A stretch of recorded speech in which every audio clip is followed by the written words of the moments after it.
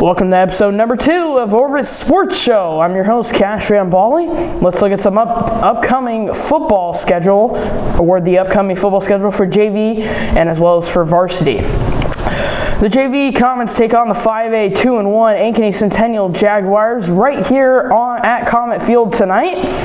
Last year, the Comets had a close one with the Jaguars. Comets ended up winning that one by 1 point. Ankeny Centennial, their only loss this year is to Ankeny.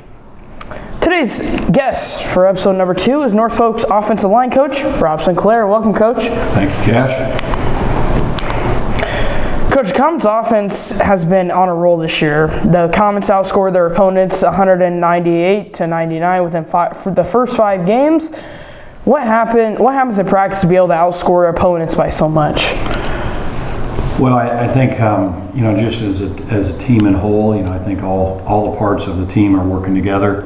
From an offensive standpoint, we've really done a good job of kind of finding out what we do well, and then kind of, that's what we do. And we've been able to run the ball. We've used different backs to run the ball, throw it when we need to throw it. And I think as far as the offensive line goes, I think we've just done a really nice job of learning the schemes, learning to play physical, learning to trust each other and play with a little bit of confidence. So we've had some success there, certainly in the offensive line.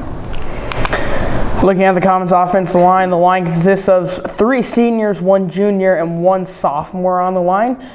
Looking at your sophomore, what made the coaching staff decide to go with the sophomore Hunter Bassino?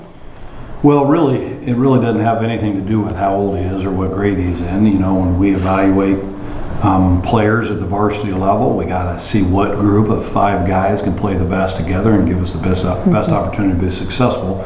Hunter's one of those guys. We have a couple other guys that are making progress each and every week, and for us, that's the key. When we go out to practice Monday through Thursday, we're working to find spots in our techniques to improve, really focusing on details. And this group as a whole, we only had 1 returning starter from last year, so this group of a whole had to learn a lot, had to dedicate themselves to some of our summer program, making sure they were here when they need to. They learned together, and again, we talked a little bit about trust, and they got to learn to do that on the offensive line. So really the 5 guys or 6 or 7 guys we play on a varsity game night, it really comes down to what's the best fit and what gives us the best chance to be successful.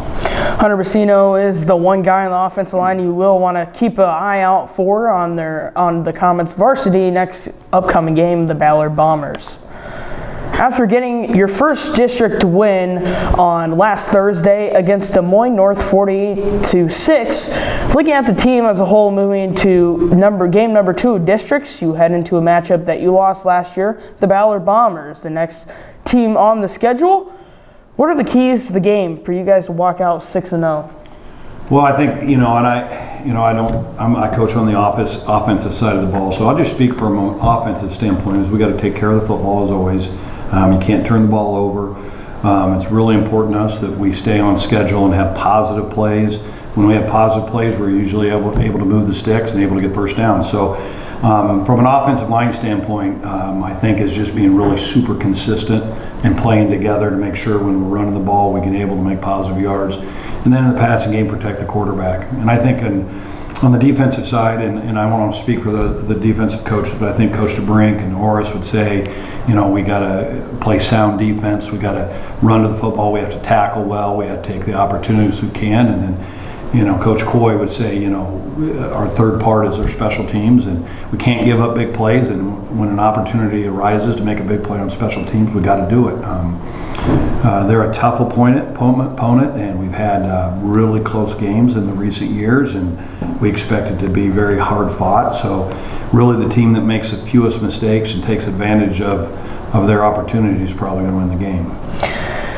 The Comets took on Ballard twice last year, first in regular season, and the Comets lost that one. But then later on, take them on in state play. Comets ended up winning that one by 3, 17-14 was the final of that one. Still looking at your homecoming game against Ballard, Coach, how is the Ballard's D-line going to affect your O-line in the view of your team making plays? Well, they're a super aggressive defensive front. They typically have a 7-man front, a lot of the time anyway, and their defensive linemen and their outside linebackers really love to play physical. They love to come off the football. Their linebackers like to run different kinds of stunts and really try to cause havoc in your offense, especially the offensive line. So I think, the one thing we have to do is be really detailed and you heard me say trust each other again, but when we have a scheme set aside for a certain play, then we have to be able to adjust on the run and trust that our teammate next to us is going to do the same thing, and just stay really super steady in the game, and eliminate the mistakes, make sure we're getting positive yards and protecting the quarterback.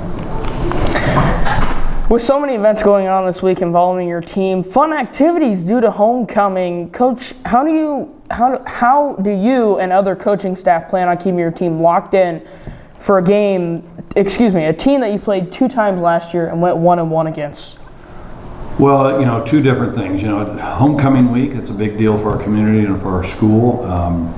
I think, our team and our coaching staff know that, the biggest event for our team and one of the best things that can happen on homecoming is a homecoming win, right? So we want to make sure we bring that to our community and to our school, and I think to be consistent as a coaching staff, what we do is what we do. We want to make sure we're staying on that track for the season, or for this week and homecoming week, and I don't think there's any real tough.